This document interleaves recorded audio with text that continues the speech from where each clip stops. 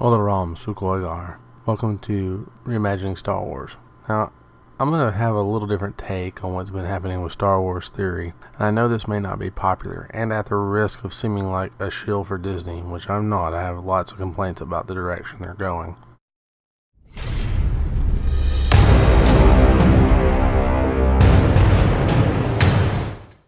I wanted to address something. We, as creators in the Star Wars universe for fan fiction, play in somebody else's sandbox. When Star Wars Theory made his fan film, he very well knew he was playing with copyrighted material. Darth Vader is not his to create with. The music that he adapted is not his. If you remember back to the days of Vanilla Ice, his career hit the tank. Why? Because they took the money away from him from writing music over the song that was written by Queen. These things are copyrighted.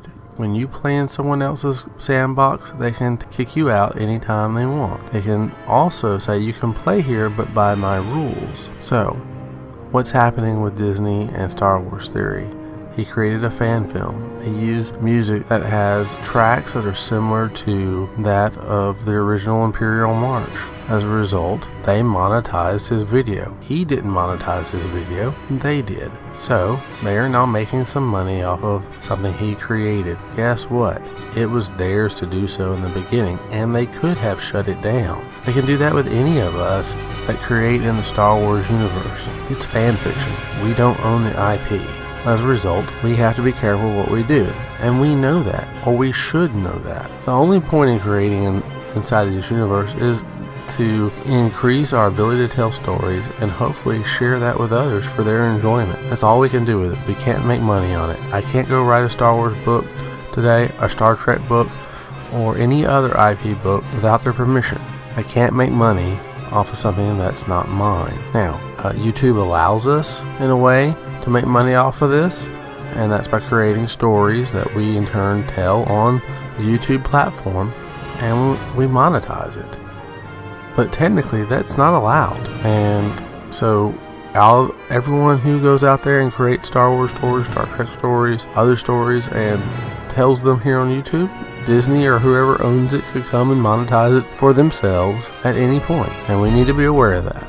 And you need to be aware of that. I mean, it's just the rules. That's the rules of copyrighted material. We don't own it. Now, I hope they don't do that with us. But I can tell you this, Vega is convinced that Disney has already poached part of her pieces of her story that she shared with others. And it makes her angry. And I get it. When you create something, you want some recognition for it.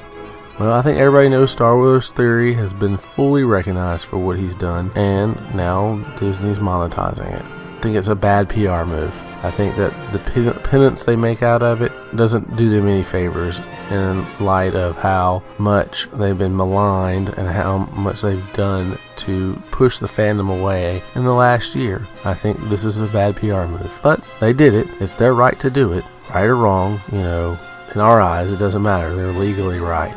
Now, I think if Disney was really smart, they'd come back and they would offer to pay for part 2 for Star Wars Theory, and but continue to monetize it. And I think people would accept that arrangement. That's just my take. Retour chez me. Maybe